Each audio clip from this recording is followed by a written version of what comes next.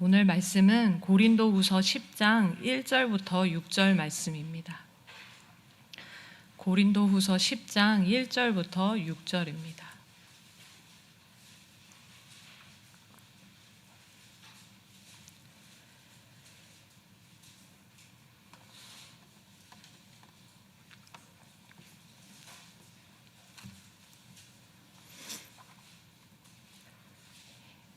고린도후서 10장 1절부터 6절 말씀 다 찾으셨으면 우리 같이 한 목소리로 합독하시겠습니다.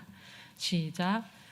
너희를 대면하면 유순하고 떠나 있으면 너희에 대하여 담대한 나 바울은 이제 그리스도의 온유와 관용으로 친히 너희를 권하고 또한 우리를 육신에 따라 행하는 자로 여기는 자들에 대하여 내가 담대히 대하는 것 같이 너희와 함께 있을 때에 나로 하여금 이 담대한 태도로 대하지 않게 하기를 구하노라.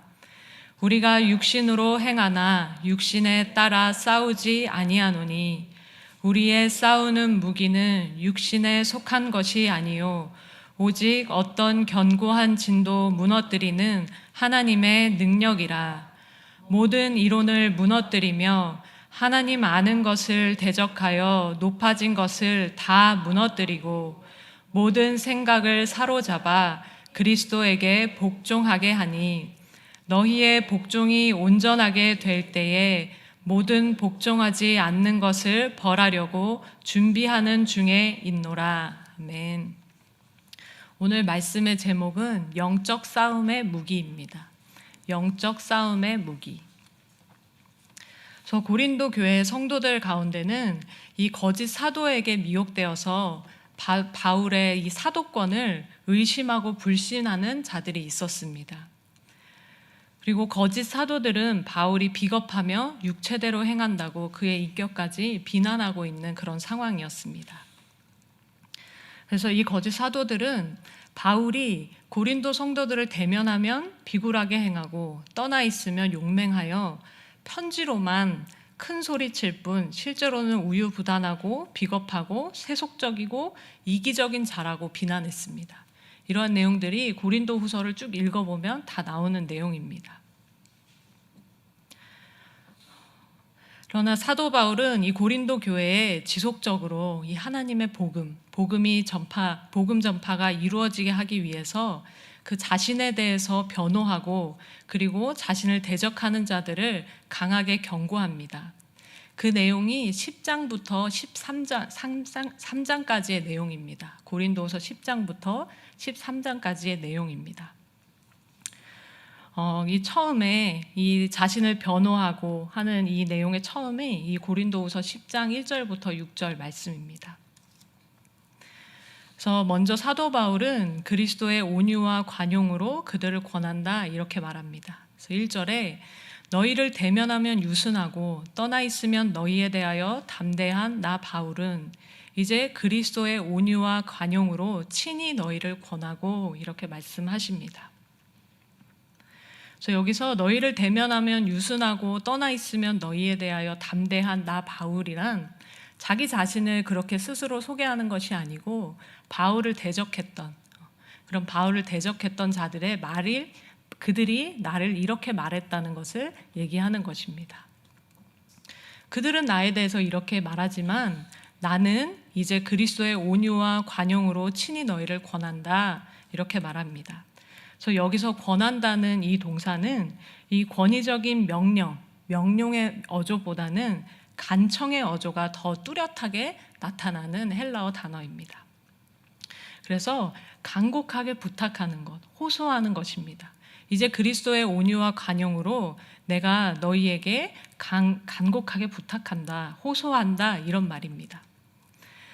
이 바울이 이 권하다는 단어, 명령을 하지 않고 권하다는 단어를 쓴 이유는 바울은 이 고린도 교회 성도들에게 이 편지로 이 말씀을 전하면서 그들이 이 말씀을 믿고 다시 회개하여 돌아올 것을 믿고 있었기 때문이라고 합니다.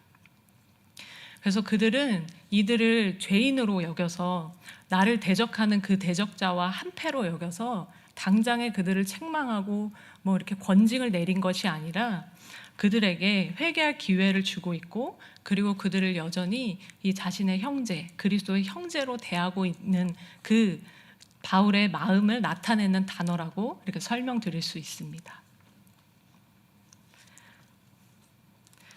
그리고 바울은 이 편지를 듣고도 회개하지 않는 자들에 대해서는 자신이 대적자들을 대하는 것과 같이 담대한 태도로 너희를 대할 것이다. 그러니 그렇게 하는 일이 없도록 내가 너희에게 또한 부탁한다, 이렇게 말하고 있습니다. 그것이 2절의 내용입니다. 또한 우리를 육신에 따라 행하는 자로 여기는 자들에 대하여 내가 담대히 대하는 것 같이 너희와 함께 있을 때에 나로 하여금 이 담대한 태도로 대하지 않게 하기를 구하노라, 이렇게 말하고 있습니다. 그래서 1절과 2절을 이렇게 쭉 볼 때 바울이 이제 그리스도의 온유와 관용으로 친히 너희를 권한다는 것은 바울은 자신이 이렇게 그들의 대적자가 자신에 대해서 말하는 것처럼 이렇게 유순해 보이는 것, 비겁하고 용기가 없어서 내가 이렇게 부드럽게 말하는 것이 아니라 그리스도의 온유와 관용을 본받아서 가급적 인내하고 용서하려는 자세를 지닌 것뿐이라는 그 말 뜻을 우리가 알 수 있습니다. 그래서 고린도후서 10장 1절을 새번역 성경에서는 이렇게 번역합니다.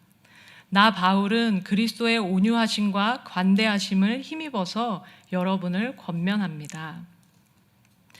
그래서 바울이 그리스도의 온유하심과 관대하심을 힘입어서 여러분을 권면합니다, 이렇게 말하는 것은 자신의 그런 유순해 보이는 행동, 유순해 보인다는 단어 뜻에는 이렇게 비겁하게 행동하다, 뭐 이런 뜻이 다 담겨 있는 단어입니다. 그래서 이렇게 자신의 유순해 보이는 행동이 그리스도의 성품을 본받아서 한 행동이라는 것을 말한다고 볼 수 있습니다. 그냥 내가 용기가 없고 내가 연약하기 때문에 그렇게 유순한 태도로 너희를 대한 것이 아니고, 이것은 그리스도의 그 성품을 본받아서 내가 대한 것이다. 그래서 그것은 2절을 보면 또 정확히 알 수 있습니다. 2절에는 또한 우리를 육신에 따라 행하는 자로 여기는 자들에 대하여 내가 담대히 대하는 것 같이, 이렇게 말합니다. 그래서 이 부분을 공동번역 성경에서는 이렇게 번역했습니다. 나는 물론 우리를 보고 속된 생활을 한다고 헐뜯는 자들에 대해서는 강경한 태도를 가질 작정입니다. 그래서 바울은 자신을 보고 육신에 따라 행하는 자로 여기는 이런 자들, 즉 자신을 비방하는 이 대적자들에 대해서는 강경한 태도를 가질 것이다, 이렇게 말합니다. 이렇게 말함으로 바울이 용기가 없기 때문에 비겁하게 이 담대한 태도를 갖지 못하는 자가 아니라 바울은 필요한 때에는 담대하게 대할 수 있는 자라는 것을 말하고 있는 것입니다. 그러므로 이 편지를 듣고 있는 이 고린도 교회 성도들에게도 내가 담대한 태도로, 나의 대적자들을 대하는 그 담대한 태도로 여러분을 대하는 일이 없도록 그 대적자들에게 대해서 돌아서라, 이렇게 말하고 있는 것입니다. 그래서 그랜드 주석은 이 부분을 또 이렇게 설명했습니다. 그래서 그리스도께서 공생의 사역을 통해서 온유와 관용을 보여주셨듯이 그 자신 역시도 온유와 관용으로 고린도 교회를 대하겠노라 선언하고 있는 것이다. 이러한 자세는 바울의 생활 모토였는데 아마도 이러한 바울의 태도가 그의 반역자들에게는 오히려 아첨과 비겁으로 굴절되어 비추었을 것으로 보인다, 이렇게 설명하고 있습니다. 그래서 바울은 성도 한 명에게라도, 한 사람에게라도 그 그리스도의 복음을 전해서 그들을 구원하기 위해 그리스도의 온유와 관용으로 그들을 대하며 부드럽게 대하며, 다른 성경에도 보면 그 복음을 전하기 위해 자신의 모습을 정말 종처럼 낮춰서 그들에게 맞춰줬다 하는 말씀이 있잖아요. 근데 바울의 그런 모습, 바울의 중심은 이 예수님의 그리스도의 그 온유와 관용의 모습으로 그들을 대한 것이었는데, 이 대적자들이 그를 비방할 때 그는 용기가 없고 비겁하기 때문에 그렇게 유순하게 대한다, 비겁하게 대한다, 이렇게 말했다는 것입니다. 그래서 바울의 이 그리스도의 온유와 관용, 내가 온유와 관용으로 너희를 대했다 이렇게 말할 때 이 그리스도의 온유와 관용이란 무슨 뜻인지 조금 더 자세하게 보겠습니다. 이 그리스도의 온유와 관용이란 그리스도의 이 지상적인 삶, 예수님께서 이 땅을 사셨던 그 삶, 예수님의 성품, 그리고 예수님께서 이 성육신을 통해 보여주신 그 겸손의 모습을 뜻하는 단어입니다. 그래서 예수님께서 이 십자가에 죽기까지 복종하신 그 모습을 나타내는 것입니다. 그래서 바울이 그리스도의 온유와 관용으로서 너희를 대했다는 것은 이처럼 예수님의 성품, 예수님께서 이 땅에 행하셨던 그 성품으로, 그리고 예수님께서 그 십자가에 자신을 죽기까지 그 하나님 앞에 복종하셨던 그 모습으로 너희를 대하는 것이다 라고 말하고 있는 것입니다. 그래서 여기서 온유라는 것은 그 뜻을 또 살펴보면 종종 경노하다, 진노, 복수와 대조해서 사용되는 단어입니다. 그래서 이 자제와 중용과 융통성을 통해서 갈등 상황에서 다른 사람들을 너그럽게 대할 수 있는 그 사람의 미덕을 묘사할 때 쓰이는 단어가 이 온유라는 단어입니다. 그래서 인간관계를 할 때에, 복음을 전할 때에 어떤 갈등 상황이 생겼을 때, 교회 갈등 상황이 생기거나 그랬을 때에 사도 바울은 자신의 감정대로 어떤 것을 막 행한 것이 아니라 자제하고 그리고 중용과 융통성을 발휘했다는 것입니다. 그래서 모든 사람들을 너그럽게 대했다는 그 모습입니다. 이것은 예수님께서 이 땅에서 사역하실 때 사람들에게 취하신 자세였습니다. 그래서 예수님께서 이 취하신 이런 자세에 기초해서 사도 바울은 그 죄에 대해서 회개하지 않은 자들에게도 너그럽게 대했다는 것을 알 수 있습니다. 물론 죄에 대해서 강하게 책망하고 말씀을 전하고 했지만 너그럽게 대했다는 것은 그들이 회개하고 돌아올 수 있는 기회를 주었다는 것이고, 그들이 죄를 짓고 어떤 일들이 드러났을 때 바로 교회 밖으로 출교한다거나 이런 일이 아니고 그들을 여전히 형제로 대하면서 그들을 계속하여 권면하였던 이런 모습을 나타내는 것입니다. 그리고 관용이라는 이 뜻의 이 단어를 살펴보면 복수하기를 포기하고자 하는 또는 너그러운 이런 단어입니다. 그리고 다른 반응을 보일 이유를 시사할 만한 사실에도 불구하고 아량을 베푸는 특성. 그래서 당연히 어떠한 일이 있을 때 당연히 복수심이 생기고 또 당연히 화를 낼 수 있고 어떤 이러한 상황에서라도 그러한 상황에서라도 불구하고 아량을 베푸는 이 너그러운 자세, 이것을 관용이다 이렇게 말하는 것입니다. 그래서 유순함, 인자함, 관대함 이런 뜻으로 또 이렇게 해석이 될 수 있습니다. 그래서 이것도 마찬가지로 예수님께서 죄인들에게 보이신 그 자세입니다. 예수님께서 죄인들에게 보이신 자세. 예수님께서 죄인들을 대할 때 그들의 질병을 고쳐주시며 그들의 죄에 대해서 회개하라고 말씀하시며 하셨던 그런 모습을 볼 때에 예수님께서는 그 죄인들을 정죄하고 그들을 책망하고 하는 것에 이렇게 목적이 있지 않았다는 것을 알 수 있습니다. 가늠한 여인이 잡혀왔을 때 예수님께서 그에게 하셨던 행동을 한번 떠올려 보십시오. 그리고 이 베데스다 연못에서 있었던 그 38년 된 병자를 치료하시면서 예수님께서 하셨던 말씀이나 이런 것들을 볼 때 주님께서 이 죄인들을 대했을 때 어떤 모습으로 대하셨나 이것들을 알 수 있습니다. 그래서 이 관용이라는 단어는 또한 그리스도가 당신의 백성들에게 은혜를 베푸시면서 하나님 아버지께 겸손히 복종하여 사시는 모습이다 이렇게 말씀드릴 수 있습니다. 이것이 이 그리스도의 온유와 관용으로 대했던 이 사도 바울의 이 모습을 이제 요약할 수 있는 단어입니다. 그리스도가 당신의 백성들에게 은혜를 베푸시면서 하나님 아버지께 겸손히 복종하여 사시는 이 모습으로 사도 바울은 고린도 교회에서 사역을 했던 것이고 고린도 교회 성도들을 내가 그처럼 대한 것이다 이렇게 말하고 있다는 것입니다. 3절도 한번 읽어보겠습니다. 3절입니다. 시작. 우리가 육신으로 행하나 육신에 따라 싸우지 아니하노니. 그래서 여기서 우리라고 말하는 것은 사도 바울 자신과 그리고 그의 제자 이 디모데를 포함한 그와 함께 동역하는 사역자들을 말합니다. 그래서 우리가 육신으로 행하나 육신에 따라 싸우지 아니하였다 이렇게 말합니다. 그래서 육신으로 행한다 이 말을 살펴보기 전에 먼저 그들을 비판했던 이 사도 바울을 대적했던 대적자들은 이 사도 바울에 대해서 육신에 따라 행하는 자다 이렇게 말했다고 이제 2절에서 얘기를 했어요.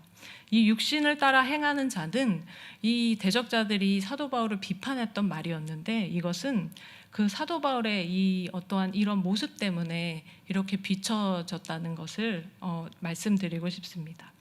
그래서 바울은 복음을 전할 때 권위적인 모습으로 사람들에게 다가가지 않았습니다. 이렇게 막 제사장이 제복을 입은 것처럼 막 그렇게 삐까뻔쩍한 모습으로 그들에게 다가가지 않았다는 거예요. 그리고 내가 사도다 하면서 그들을 이 권위적으로 막 잡고 흔들려고 하지 않았다는 것입니다. 그래서 그는 자신이 가졌던 그 유대인으로서 자랑할 만한 것들, 드러낼 수 있을 만한 모든 것들을 다른 성경에도 보면 배설물같이 내가 여기고 버렸다 이렇게 말했습니다. 그래서 바울은 단지 영혼을 구원하려는 그 목적으로 모든 사람에게 종이 된 모습으로 그들에게 맞추는 그 온유하고 겸손한 자였습니다. 그리고 특히 고린도 교회에서는 성도들에게 이런 재정적인 짐을 지우지 않기 위해서 세상적 직업을 가지면서 사역해 왔던 자였습니다. 자신이 직접 이렇게 재정 활동을 하면서 그 고린도 교회에 짐을 지우지 않게 하려고 했던 자였습니다.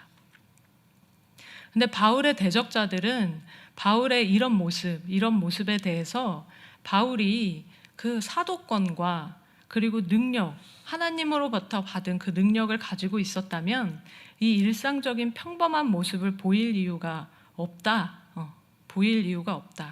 그렇기 때문에 그는 하나님으로부터 권위를 받은 사도가 아니고 그냥 평범한 인간에 불과하다 이렇게 그를 모함했습니다. 그리고 세상적인 이 직업을 가졌다는 이유로 그가 세상적인 가치 기준과 이 동기에 따라서 행동하면서 이기적인 욕망, 자신의 그 욕망을 따라서 육체에 따라 행하는 자라고 비난했던 것입니다. 사도 바울의 모든 행동들을 사도 바울은 그리스도의 온유와 겸손으로서 복음 전파하기 위해서 한 영혼에게라도 그 복음을 전파하기 위해서 이러한 모습들로 살아가고 있었는데 그것에 대해서 이렇게 육체에 따라 행하는 자라고 비난했다는 것입니다. 그래서 3절에 사도 바울이 이것에 대해서 얘기를 하고 있는 것입니다. 우리가 육신으로 행하나 육신에 따라 싸우지 않는다. 육신으로 행하나 육신에 따라 싸우지 않는다. 그래서 여기서 육신으로 행했다는 것은 사도 바울이 그 자신도 인생의 우여곡절을 계속 무수하게 겪으면서 이 땅에서의 삶을 살고 있는 일반적인 인간이다. 너희들과 같은 그냥 평범한 인간으로 나도 육신을 입고 살아가고 있다. 이런 말입니다. 이게 그 육신으로 행하나. 나도 육신을 입고 이 땅에서 살아가고 있다.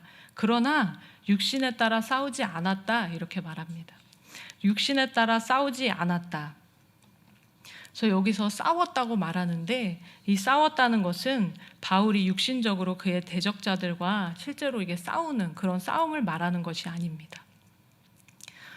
이것은 바울이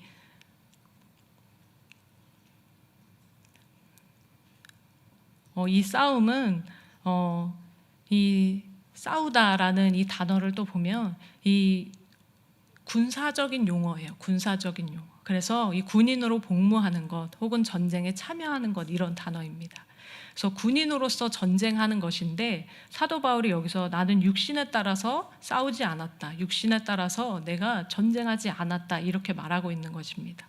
그래서 바울은 고린도에 있는 사도 바울의 대적들을 향해서 이렇게 말한 것입니다.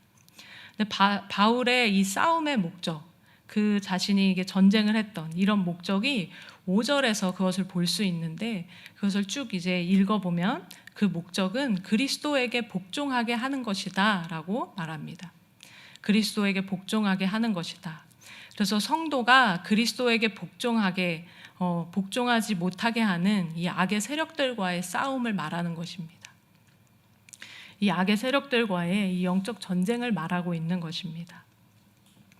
그래서 바울 자신이 이 미혹된 이 고린도 교인들의 마음과 정신을 얻기 위해서 전쟁을 하고 있는 것으로 이렇게 묘사를 하고 있는 것입니다. 그래서 이 싸움은 이 바울이 하나님의 복음을 계속 전파하여서 모든 성도들이 그리스도께 복종하게 되는 일을 하는 이 사도 바울의 그 사역이라고 말할 수 있습니다. 사도 바울의 그 이러한 사역을 나는 싸운다, 영적 전쟁을 한다 이렇게 말한다는 것입니다. 그래서 사도 바울은 자신이 육신을 입고 사는 자이지만 육신적인 방법과 또 육신적인 이익을 위해서 싸우지 않는 또는 사역하지 않았다 이렇게 말하고 있는 것입니다. 나는 결코 육신적인 방법과 육신적인 어떠한 이익을 위해서 사역하지 않았다 이렇게 말하고 있는 것입니다. 반대로 이 사도 바울을 대적했던 이 거짓 사도들은 육신에 따라 싸우는 자들이었습니다. 육신에 따라 사역하는 자들. 그래서 그들은 세상의 자랑을 앞세워서 자신의 권위를 성도들에게 강요했습니다. 그래서 그들은 유대적 이 혈통이나 또 직분과 권한에 대한 이 위임장인 자신이 받은 이 추천서를 고린도 교인들에게 강조했고, 그리고 자신들의 그 리더십 있는 언변과 그리고 성도들로부터 물질적인 대가를 받는 직분자라는 것, 이런 것들을 그들 앞에 내세웠습니다. 이런 것들을 그들 앞에 내세우며 내가 진정한 하나님의 사도이다. 사도 바울은 이런 것들이 없다. 이렇게 비난했다는 거예요. 내가 실제로 권위를 이임받은 하나님의 사도이다. 나는 유대인의 이런 혈통도 있고 나는 이런 성경을 쭉 읽어보면 이런 어떤 친분 관계도 있고 하면서 많은 이런 내용들이 나옵니다. 그래서 이런 육신적인 자랑, 세상적인 자랑을 앞세워서 사역하는 자들이었다는 거예요. 그리고 이것들을 통해서 그들의 목적은 이 성도들을 종으로 삼아서 육신의 이익을 얻으려는 자들이었습니다. 사도 바울은 이들의 중심을 잘 알고 있었던 것입니다. 이것은 고린도후서 11장 13절과 18절, 20절 보면은 사도 바울이 이들을 향해서 어떻게 말했는지 알 수 있습니다. 그래서 고린도후서 11장 13절에는 그런 사람들은 거짓 사도요 속이는 일꾼이니 자기를 그리스도의 사도로 가장하는 자들이니라. 그리고 18절부터 보시면 여러 사람이 육신을 따라 자랑하니 나도 자랑하겠노라. 너희는 지혜로운 자로서 어리석은 자들을 기쁘게 용납하는구나. 누가 너희를 종으로 삼거나 잡아먹거나 빼앗거나 스스로 높이거나 뺨을 칠지라도 너희가 용납하는도다. 그래서 사도 바울이 이들을 향해서 이렇게 얘기하고 있는 거예요. 그들은 거짓 사도다. 그들은 속이는 일꾼이다. 그래서 그들의 목적은 너희를 종으로 삼거나 잡아먹거나 빼앗거나 스스로 높이거나 뺨을 치려고 하는 그것이다. 그런데 너희가 이것을 깨닫지 못하고 그들을 용납하는구나 이렇게 말하고 있는 것입니다. 그래서 이 거짓 사도들은 고린도 교회 성도들을 종으로 삼고 그리고 성도들의 피와 땀의 결과를 착취하고 그리고 자신들의 언변으로 다른 복음을 전하면서 그리스도에게서 그 성도들을 끊어지게 하는 거짓 사도요 속이는 일꾼이었습니다. 그래서 이 사도 바울은 이 거짓 사도들과 같이 자신이 육신에 따라서 싸우지 않았다. 자신은 육신에 따라서 싸우지 않았다. 이렇게 말하고 있는 것입니다. 육신에 따라서 사역하지 않았다. 이렇게 말하고 있는 것입니다. 그러면서 4절과 5절을 이어서 말씀하십니다. 우리 4절과 5절 말씀 함께 읽어보겠습니다. 시작. 우리의 싸우는 무기는 육신에 속한 것이 아니요 오직 어떤 견고한 진도 무너뜨리는 하나님의 능력이라. 모든 이론을 무너뜨리며 하나님 아는 것을 대적하여 높아진 것을 다 무너뜨리고 모든 생각을 사로잡아 그리스도에게 복종하게 하니. 그래서 4절에 우리의 싸우는 무기는 육신에 속한 것이 아니요 이렇게 말씀합니다. 그래서 우리의 싸우는 이 전쟁의 무기는 나를 대적하는 그 대적자들처럼 육신에 속한 것이 아니다 이렇게 말하는 것입니다. 그래서 사도 바울의 대적자들은 앞서 말씀드렸듯이 세상적인 자랑을 앞세워서 바울을 비난하며 그것들을 성도들을 미혹하는 자신들의 사역 무기로 삼았습니다. 바울을 비난하면서 자신의 그 세상적인 자랑을 계속 앞세우면서 그 교세를 확장하는 이런 것들이 그들의 사역의 무기였다는 거예요. 근데 그들에게는 이 성령의 능력이 나타나지 않았다 이렇게 말하고 있습니다. 성령의 능력이 나타나지 않는 그런 육신적인 그런 사역을 계속 해왔던 것입니다. 그러나 사도 바울의 사역 무기는 육신에 속한 것이 아니다 이렇게 말합니다. 자신의 무기는 하나님께 속한 것이라고 말하는 것입니다. 그래서 하나님께 속한 이 무기는 어떠한 견고한 진도 무너뜨리는 강력한 무기이다 이렇게 말합니다. 어떠한 견고한 진도 무너뜨리는 강력한 무기. 그래서 여기서 견고한 진이라는 것은 적이 쳐들어오지 못하게 하는 이 군사적인 요새와 이 성체를 말합니다. 그래서 사도 바울이 이런 영적 전쟁을 싸운다라는 것을 군사적인 용어를 들어서 이렇게 비유적으로 설명했잖아요.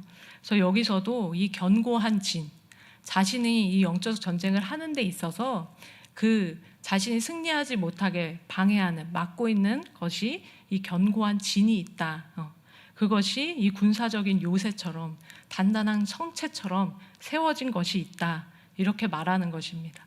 그러나 자신이 가진 이 무기는 그 어떤 종류의 견고한 진이라도 무너뜨리는 이 강력한 무기이다 이렇게 말하고 있는 것입니다. 그래서 이 그리스도에게 복종하지 못하게 하는 이 견고한 진은 결국에는 그리스도에게 복종하지 못하게 하는 것들입니다. 이 4절, 5절 쭉 읽어보면 앞서도 말씀드렸듯이 사도 바울이 싸우는 이 영적 전쟁의 싸움의 목적은 결국에 너희들을 그리스도에게 복종하게 하기 위함이다. 이 목적을 말씀드렸어요. 그런데 이 목적을 이루지 못하게 하는 그것을 막고 있는 이 견고한 진들이 있다는 거예요. 이 견고한 진이 그리스도에게 복종하지 못하게 하는 것들이라는 것입니다. 그것을 이 4절, 5절에서 이렇게 얘기를 합니다. 그것은 모든 이론이다. 모든 이론을 무너뜨리며 하나님 아는 것을 대적하여 높아진 것을 다 무너뜨리고 모든 생각을 사로잡아서 그리스도에게 복종하게 한다 이렇게 말씀하세요. 그래서 이 견고한 진들은 그리스도에게 복종하지 못하게 하는 모든 이론들입니다. 모든 이론들이고 그리고 하나님 아는 것을 대적하여 높아진 것들이라는 것은 그 교만과 그 오만한 생각과 그 마음들을 뜻하는 것입니다. 그래서 하나님 아는 것을 대적하여 높아진 그 교만 그리고 그리스도에게 복종하지 못하게 하는 모든 생각들을 이 견고한 진이라고 말하고 있는 것입니다. 그래서 문맥적으로 쭉 살펴보면 이 고린도 교회 성도들이 사도 바울의 그런 사도권을 인정하지 않고 그 사도 바울의 사역을 인정하지 않고 사도 바울이 전한 복음과 다른 복음을 계속 받아들이면서 사도 바울의 사역을 받아들이지 않게 하는 그런 것들이 이 그리스도 지금 이 고린도 교회 미혹된 성도들에게 있는 견고한 진이라 이렇게 말하고 있는 것입니다. 근데 이 견고한 진들이 그런 잘못된 이론들, 성경과 다른 이론들, 그리고 하나님을 아는 것을 대적하여 높아진 그 교만들, 그리고 그 모든 생각들, 주님의 말씀과 반대되는 모든 생각들이다 이렇게 말하고 있는 것입니다. 근데 이 사도 바울이 가지고 있는 이 무기는 이러한 모든 것들을 무너뜨릴 수 있는 강력한 무기다. 이렇게 얘기하고 있습니다. 그런데 이 성경을 쭉 읽어보면 이 무기가 무엇인지 구체적으로는 말하지 않아요. 이 한글 성경에 우리가 읽고 있는 성경에 보면 이 오직 어떤 견고한 진도 무너뜨리는 하나님의 능력이라 이렇게 말하고 있잖아요. 그래서 하나님의 능력이 모든 견고한 진을 다 무너뜨릴 수 있구나. 근데 이 육신에 속하지 않는 하나님의 이 능력이란 무슨 구체적으로 어떤 무기를 말하는가? 이것에 대해서 여러 학자들이 여러 설명들을 막 이제 연구를 해서 내놓고 있습니다. 그런데 이 하나님의 능력이라 이 부분을 이제 원어적으로 해석할 때 이 능력이란 말 뒤에는 이 하나님께에 해당하는 이 역격 수식어라는 것이 첨가되어 있습니다. 그래서 이 역격 수식어에 따라서 이 해석하는 뜻이 달라진다는 거예요. 그래서 이 역격 수식어를 어떻게 해석하느냐에 따라서 이것은 하나님에 의한 능력이다, 또는 이것은 하나님을 위한 강력이다, 이런 식으로 막 이렇게 해석이 된다는 거예요. 그래서 여러 가지 이렇게 해석들이 있지만 문맥적으로 살펴볼 때에 이것은 이 세번역 성경이 이것을 잘 해석하고 있는 것 같습니다. 세번역 성경은 이 부분을 하나님 앞에서 이 견고한 진을 무너뜨리는 강력한 무기이다, 이렇게 설명하고 있습니다. 하나님 앞에서 견고한 진을 무너뜨리는 강력한 무기. 그래서 이것이 무엇인가? 그것을 이제 많은 학자들이 말하고 이런 것들을 이제 종합해 봤을 때 이것은 이제 하나님의 말씀, 복음의 말씀이다. 복음의 말씀이다. 그리고 문맥적으로 살펴봤을 때 더 구체적으로는 이 복음의 말씀을 그리스도의 온유와 관용의 자세로 전하는 것. 하나님의 복음을 그리스도의 그 온유와 관용의 자세로 전하는 것. 이것이라고 말씀드릴 수 있습니다. 저 주님의 말씀을 이 온유와 관용의 자세로 전할 때에 그것이 이 하나님 앞에서 견고한 진을 무너뜨리는 강력한 무기가 된다, 이렇게 말하고 있는 것입니다. 그래서 사도 바울을 대적하는 이 거짓 사도들은 사도 바울이 그들 성도들 앞에 대했을 때 그들은 사도 바울은 유약했다, 유순했다, 이렇게 말도 제대로 못하고 비겁하게 대했다, 우리처럼 이렇게 강한 원변을 갖고 있지도 않고 이 권력을 막 행사하지도 않고 그는 참 힘이 없는 자다, 이렇게 막 비판을 했다는 거예요. 그러나 사도 바울은 내가 가지고 있는 이 사역의 강력한 무기는 그들과 같이 권위를 행사하고 강력한 어투로 막 말씀을 전하고 이러는 것들이 아니라 오직 그리스도의 그 성품, 온유와 관용으로서 계속하여 그 하나님의 말씀, 복음을 전하는 것이다, 이렇게 말하고 있는 것입니다. 그래서 이것이 사람들이 볼 때에는 유순하고 굉장히 연약하고 힘이 없는 것처럼 보일 수 있다는 거지, 보일 수 있어요. 그러나 이 사도 바울은 결국에 이러한 이 무기를 사용했을 때만이 이 어떠한 견고한 진을 무너뜨릴 수 있다, 무너뜨리는 강력한 무기가 된다, 이렇게 말씀하고 있는 것입니다. 그래서 사도 바울은 이 무기가 사람들의 이론들과 그리고 높아진 것들을 무너뜨릴 수 있는데, 이 높아진 것들은 하나님을 아는 지식을 대항하여서 인간이 쌓아 올린 교만의 그 성체와 같은 것들이라고 이제 그 4절에 말하고 있는 것입니다. 그래서 이와 더불어서 모든 생각이란 이 인간의 계략, 즉 어떤 일을 이루기 위한 하나님의 뜻에 대항하는 꽤나 수단들, 이런 것들을 그리스도께 대한 순종 앞으로 사로잡아 올 수 있다고 말합니다. 그래서 이러한 이 하나님께 속한 강력한 무기, 그리스도의 온유와 관용으로서 하나님의 복음을 계속 전하는 이러한 강력한 무기를 사용할 때만이 이런 견고한 진들을 무너뜨리게 된다는 것을 말씀하고 있는 것입니다.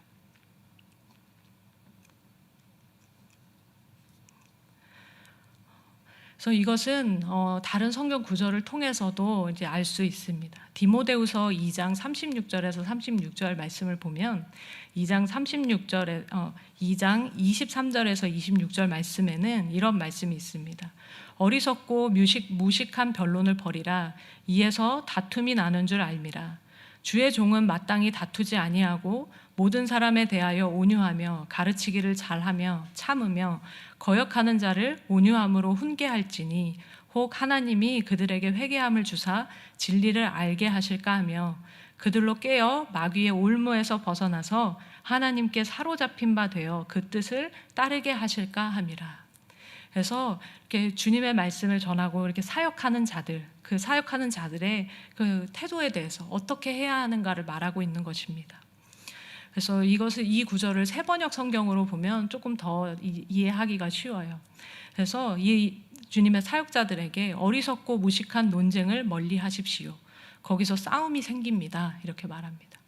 그들이 강경하게 대했을 때 나를 향해서 어떤 비난의 말을 하고 나를 대적하는 사람들이 이제 대적자의 말이 있을 때, 그리고 내가 복음을 전하는데 복음을 받아들이지 않는 그런 사람들 앞에서 그들과 논쟁을 하게 되면 그것은 싸움밖에 되지 않는다는 거예요. 내가 아무리 이론적으로 어떤 맞는 말을 전하고 한다고 해도 그것이 그 사람의 마음을 변화시킬 수 있는 것이 아니라는 거예요. 거기에서 싸움이 생깁니다. 이렇게 말합니다.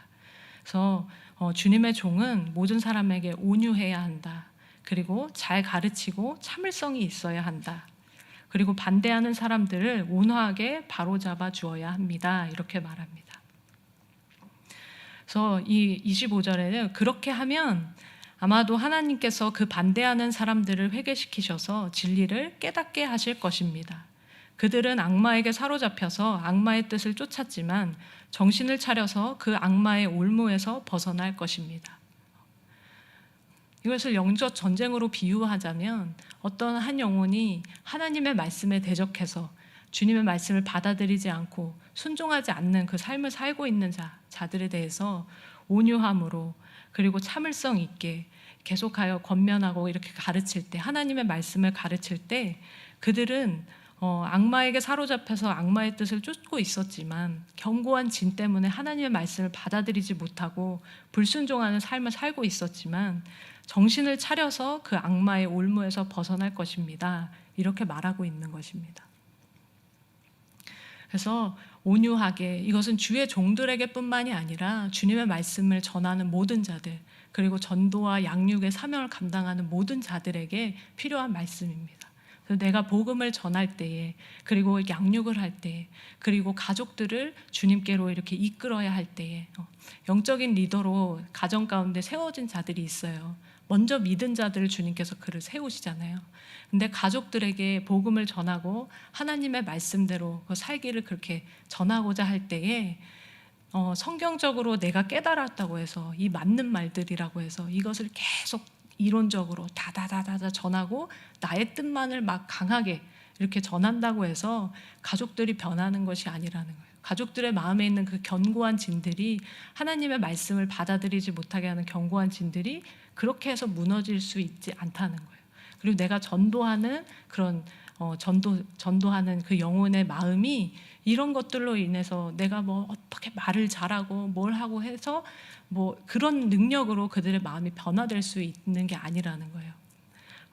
오직 이 온유와 관용의 자세로 하나님의 말씀을 전하는 것, 이럴 때에 이 영혼들이 변화된다는 거예요. 영혼들의 마음에 있는 견고한 진이 무너져서 하나님께 결국에는 복종하는 자가 될 수 있도록, 주님의 말씀을 받아들이고 구원받는 자가 될 수 있다, 이렇게 말하는 것입니다.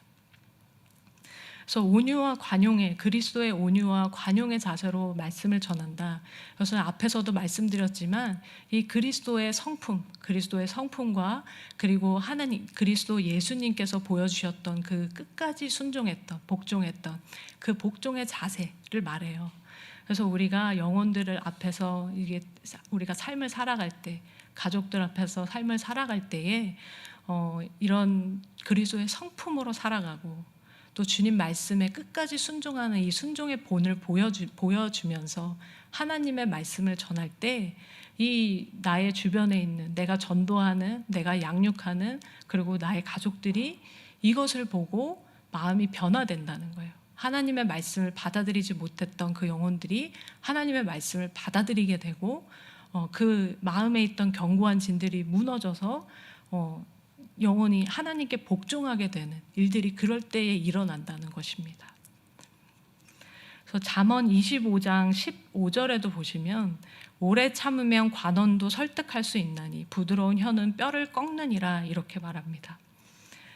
그래서 이것도 이제 세번역 성경으로 보면 분노를 오래 참으면 지배자도 설득되고 부드러운 혀는 뼈도 녹일 수 있다.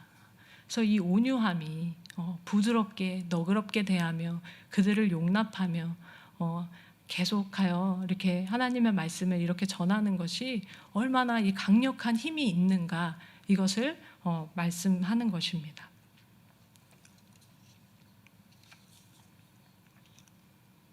그래서 우리가 이렇게 삶을 살다 보면 또 이렇게 육신적으로 싸움을 거는 사람들이 있어요. 나를 힘들게 하고 어떤 내 마음에 상처를 주고 마음 기분 나쁘게 하고 하는 이런 사람들이 있어요. 그럴 때에 우리가 똑같이 육신적인 방법으로 그들을 대하는 것은 그들의 싸움에 말려드는 것뿐이에요. 아까도 이 디모데후서에서도 말씀하셨듯이 논쟁하는 것은 거기서는 싸움밖에 생기지 않는다는 거예요. 그래서 내 감정이 이랬고 내 뜻이 이랬고 뭐가 어떻고 저떻고 그래서 네가 틀렸잖아, 나한테 잘못했잖아 이렇게 말하는 그것이 내가 볼 때에 상대방도 이해시키고 내 마음의 어려움을 좀 풀 수 있고 관계를 계속 회복할 수 있는 방법이 되지 않을까 이렇게 생각할 수 있는데 그렇지 않다는 거예요. 때로는 지혜롭게 어떤 것들을 말해야 될 수 있지만